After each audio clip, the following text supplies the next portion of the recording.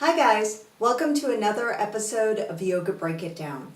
I'm Yoga Suze. In this episode we are going to explore bound warrior and triangle poses. Using your arms in a bind can help deepen the stretch as well as add a shoulder and chest opener. We are working on bound warrior and triangle together because you actually come into bound warrior to then move to bound triangle. If you are unfamiliar with warrior or triangle, triangle was featured in last week's episode, and you will find an episode on Warrior 2 and Warrior 1 in previous episodes. We use a yoga mat for these poses to provide traction to the feet. We bring our feet 2 to 3 feet apart. One foot is going to be turned out and you move into a lunge-like position. Your back foot may be pointing straight forward, the direction that your torso and your head is facing, or if you are experiencing discomfort in the knee, try turning the foot a little bit inward, slightly in the direction of your forward foot. We want to lower the torso to go along the inner thigh of what we're considering the front leg or the lunged bent leg. We need to take the arm that is the same side of that leg and we need to bring it underneath the leg. This is a really strange position to get used to. So you actually rotate your shoulder forward a little bit, lean forward, and then you need to have the arm turn like this to hook the elbow around that upper leg. The bind works best with the elbow hooked around the leg. With the help of a strap, we can achieve a bind if the elbow is not quite there.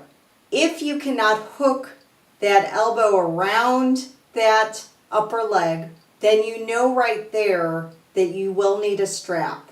So then take your time to get your strap. If you have hooked the elbow, follow this next step to see if you will need the strap or not.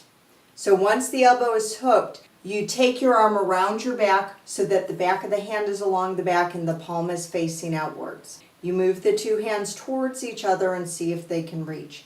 If not, then stop for a moment and get your strap. If you're using a strap, you're going to take the strap into what will be the upward arm. Take your time once again to lean forward to the inner thigh, to turn the torso, to try to get that elbow hooked. Reach the opposite arm up with the strap, bend the elbow and let it drop. Grab hold of the strap in the two different places and you may be able to wrap each hand around the strap for better support. You may be able to work the hands a little bit closer towards each other along the strap.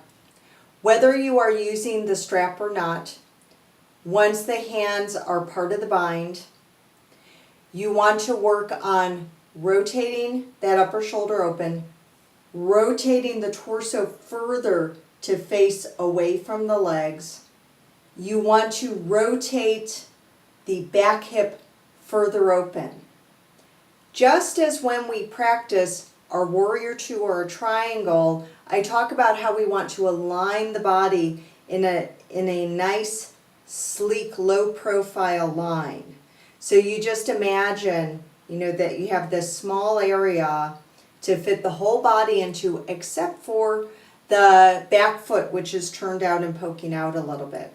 So we want to bring the torso more in line with those legs.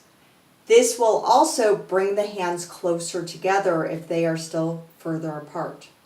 Breathing. You also want to move further into the lunge as you're doing this. One thing I caution against is sometimes when we are first reaching the arms behind us, behind the leg, behind the back, we may find that if we bring the hands and arms towards the butt crack, it's easy to grab hold of the hands. But we really want to have this alignment along the leg. That's where it's supposed to be.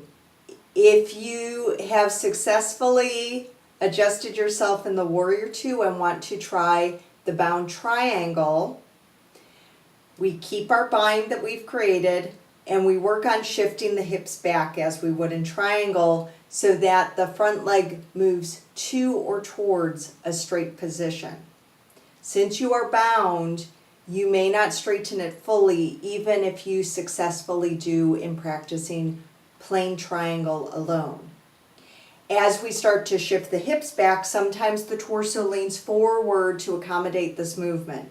So once we've come into triangle as full as we are able, we want to make those adjustments again of rotating the shoulder open, getting the lower side of the torso out from under more, bringing the torso more into the same profile as the extended legs. It's not uncommon in a yoga class for a teacher to guide you into your warrior two and then suggest a bind. So this is what they're referring to. If you cannot hook the lower arm around that forward leg, even with the strap, if there's still discomfort, then you may choose to just practice bringing the upper hand around the back to aid in the shoulder and chest opening, and you can still work on your adjustments of the torso to keep it in that low profile with the legs. With the upper arm in that position, if you want to keep practicing moving towards that lower arm hook, balance is key. You want to be able to be in your very deep lunge for warrior two, be balanced so that you can lower your torso along the inner thigh as though you are reaching for the floor. Sometimes in our warrior two, we do practice maybe placing a block straight underneath where that shoulder would be and reaching down towards the block. So you could do that as well, and you can work on then lowering the block to a middle height or even a flat on its back height, because ideally to get that hook, you need the shoulder in that lean down to get underneath the line of that upper leg. So it's pretty far down.